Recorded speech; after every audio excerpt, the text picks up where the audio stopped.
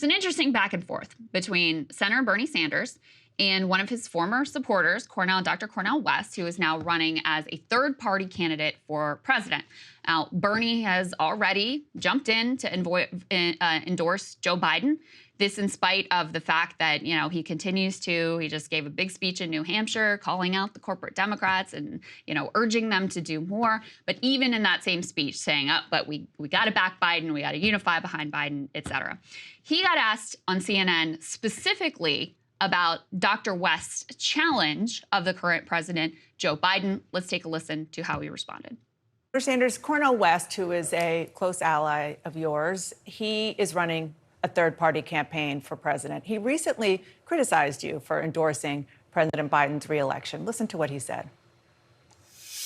I love the brother, and even in love, people have deep disagreements about these things. But I think, again, he's fearful of the neo-fascism of Trump. People look at Biden, they don't really want to tell the full truth. He's created the best economy that we can get. Is this the best that we can get? You're going to tell that lie to the people just for Biden to win? What's your reaction to that? Well, my reaction is that certainly is not the best economy that we can create. That was what my speech was about yesterday.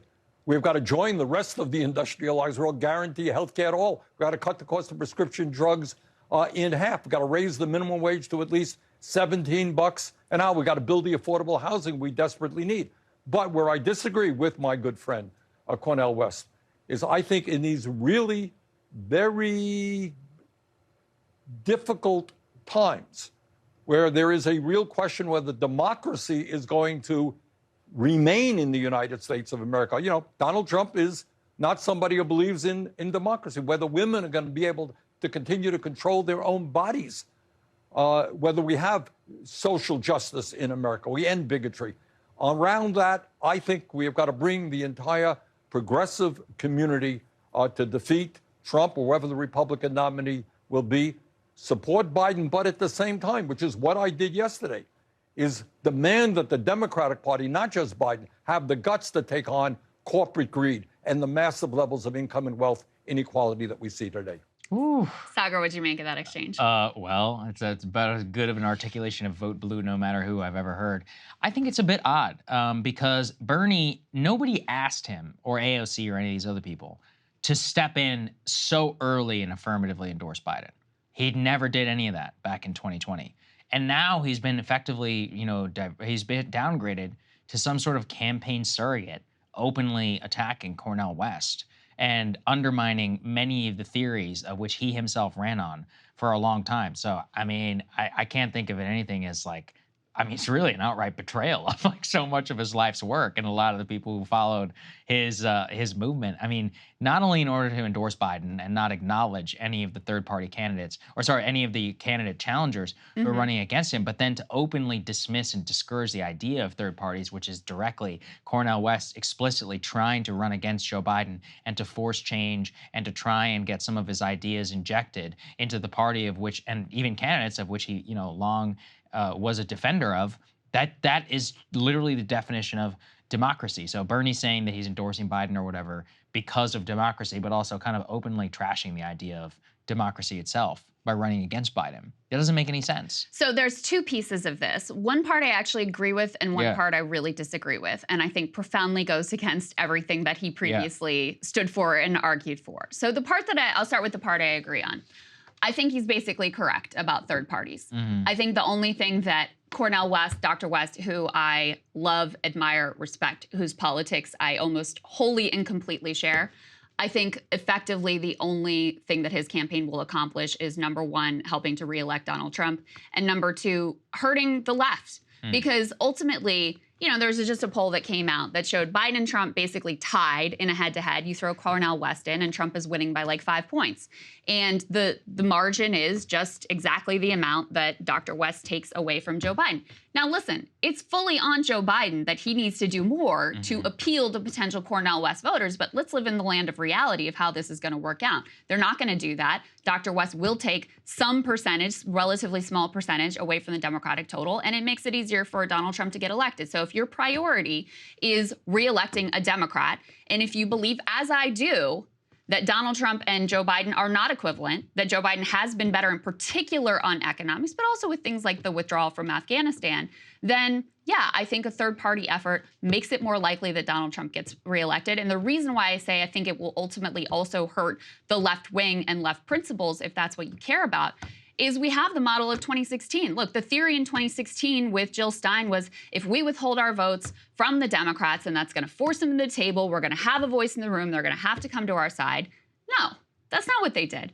Instead, they demonized anyone who would have even considered Jill Stein. They used it to demonize the left. They used it to undercut any sort of leftward push.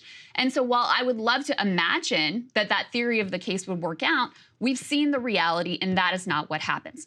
Now, the place where I profoundly disagree with Bernie Sanders is on his orientation towards the Democratic primary. And there's another section of this where he gets asked specifically about the Democratic primary, and he says, no, I think we need to unify behind Joe Biden because that will be what helps to defeat Donald Trump. Well, that's exactly the argument that was used against Bernie Sanders himself. Yes. Both in 2016 and again in 2020.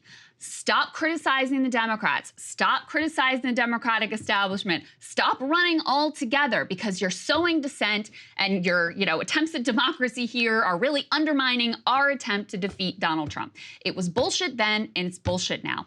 And the fact that he jumped in to endorse Joe Biden, a man that he knows is not living up to the, social democratic ideals that Bernie Sanders supports, is not living up to the bare minimum of really helping the working class or even meeting the promises that he himself made on the campaign trail.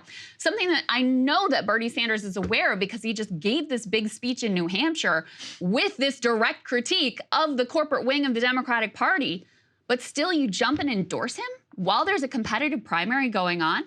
Listen, I understand, I'm not a fool, the realities of D.C., okay? For him to endorse the candidate, Marianne Williamson, who most closely matches his own ideology, I get the way that that would make it impossible for him to, have any sort of influence with the White House, et cetera, et cetera. But you didn't have to do anything. You could have just stayed out. And if you really believe your rhetoric about what needs to be done to defeat Donald Trump, then actually you would endorse and fight for Marianne Williamson because she is the person who is carrying the mantle of his political project. Let me put this next piece up on the screen. I've referred to this New Hampshire speech a couple of times. So Bernie Sanders, traveled to, this is the third element. Bernie Sanders traveled to New Hampshire, and he says, I gave a major speech about why Democrats must ignore the corporate wing of the party and instead put forward a concrete agenda that speaks to the needs of struggling working Americans. And in the very same speech where he's saying we got to reject the corporate Democrats and we've got to do better and we got to lay on this working class vision, et cetera, he's also repeatedly saying we got to back Joe Biden, I back Joe Biden, I back Joe Biden, I back Joe Biden. These two things make no sense together. It's just wildly inconsistent, it's nonsensical, and it does go against everything he used to say about the importance of democracy and the importance of backing candidates who are going to support an actual, genuine, material, working class agenda. So that's the piece that makes no sense to me and that I really object to. Well, you should. I mean, this is the man who said he was going to challenge Obama, or at least thought about challenging Obama for the primary in 2012. He used to really believe in shaking up the system. And so, yeah, I mean, it's one of those where I just don't really understand his orientation around all of this. And as you said, too, you can separate two different things, like a third-party bid and then also an active primary challenge, of which he has refused to get involved in. Or at the very least, he could stay silent. He could ask Biden, he could be like, well, if you want me to endorse you, I'm going to need X, Y, and Z. But he has actually not done literally any of that. Right. So that I think is his biggest problem that he has going on.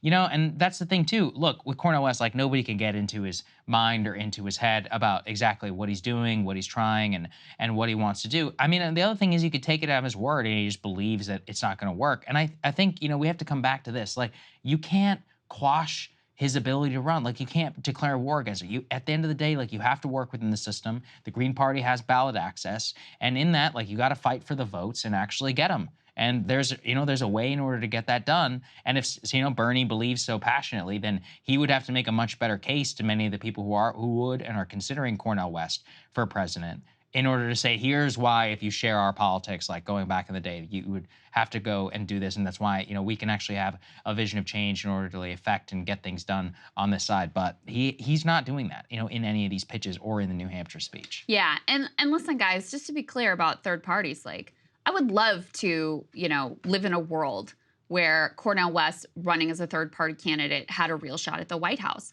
But simply because of the structure of our political system as it exists today, it's not going to happen.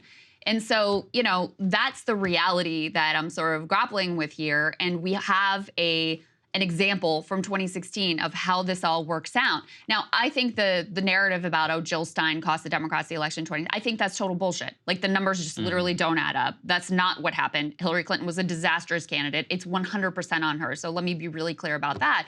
But let's also be clear about the fact that they definitely blamed Jill Stein and they definitely blamed her supporters. And it did not have the impact that people wanted it to have, of then forcing the Democratic Party to come to the table and actually appeal to these voters. That is not their response. That's never going to be their response. So let's not pretend that it really is. So that's the third party piece. But listen, on the Democratic primary piece, I just think I do find it sad. I still really, you know, really respect and admire Bernie Sanders. I think he's done a lot for this country. He still is one of the most beloved figures in the entire country because of his willingness to speak the truth on a number of issues about the media class, the political class, and the way that working class people have been screwed.